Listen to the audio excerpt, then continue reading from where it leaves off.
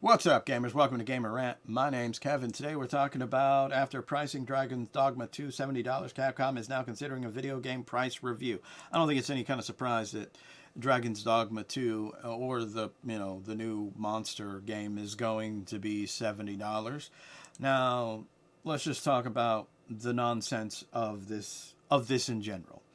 Dragon's Dogma 2, which is scheduled for release this fiscal year, will be priced at $70. Capcom replied, industry-wide development costs are rising, and we are considering a price review as the one option. Ultimately, we intend to take a thoughtful approach in pricing our games while asserting user feedback. Development costs are about 100 times higher than during the Famicom era, but software prices have not gone up that much. That is an objective lie and false statement. There is also a need to raise wages considering the fact that wages are rising in the industry as a whole. I think raising unit prices is a healthy option for business. He went on to argue that in economic slumps wouldn't prevent people from purchasing pricier games.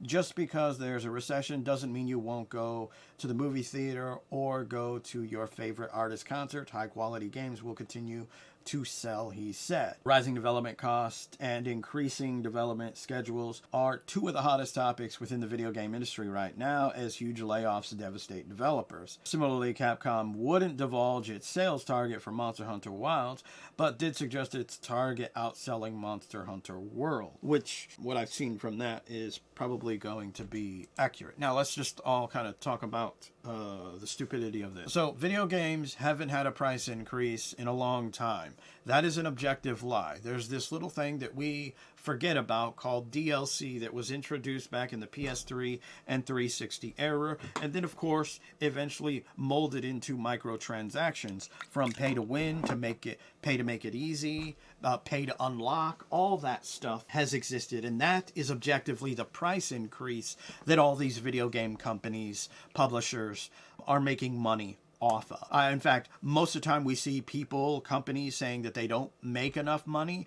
It's a company like Electronic Arts, who is a publisher. They make more money than probably any individualized developing company that they make, just from that alone. And yet, we still have people that somehow believe, because, people like to white knight for corporation. One argument that's usually made is video games of the past were easier to make, and games are more expensive and harder to make today. Okay, so you're telling me if we had a time machine and we sent you watching this video right here, right now, we sent you all the way back to when the Atari was released, when Pong was released, when the NES was released, that you would be able to make a video game because it was so goddamn easy back in the day. When the reality of it is, the fact of it is that today it is way easier to make a video game than back in the day, because there are far more resources out there, not just for companies, but for just random people like you and me. From free to paid and cheaply paid ones that we could all use right now, learn how to use it, and start producing our own game. But it is easier to make video games today than it was back in the day. And this is something that most people don't think about, because they look at it, most of the games back in the day were 2D.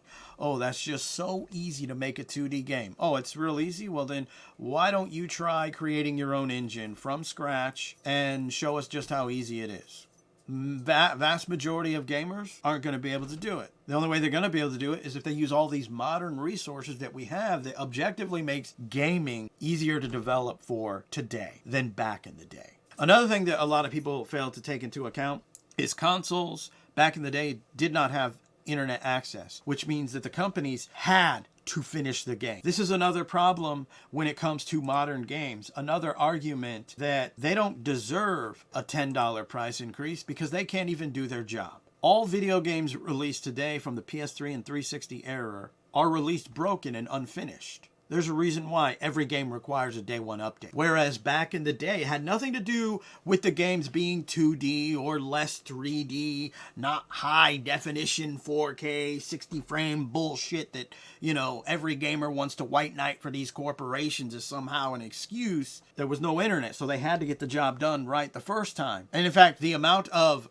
bugs or glitches that are found in these games don't even hinder you from playing or completing the game. But yet, with the introduction to the internet, publishers were able to be lazy, which ultimately means the developers allowed to be lazy. So they objectively haven't even earned a price increase. Like, everyone wants to white knight Larian Studios because of no microtransactions. And yet, what did they do? They did the same thing every other AAA company is doing, releasing incomplete, unfinished game. I mean, you could sit here and say that there was tons of stuff to play in the game. And yes, that is accurate. But that's not the kind of mentality that we need to be having as gamers if we're going to judge other games in comparison to Baldur's Gate 3. Because it still was an incomplete game sold to you. Irrelevant that it had no microtransaction. This was also a company that doesn't have a publisher like EA saying, get this shit out there right now. They could have made the decision and be like,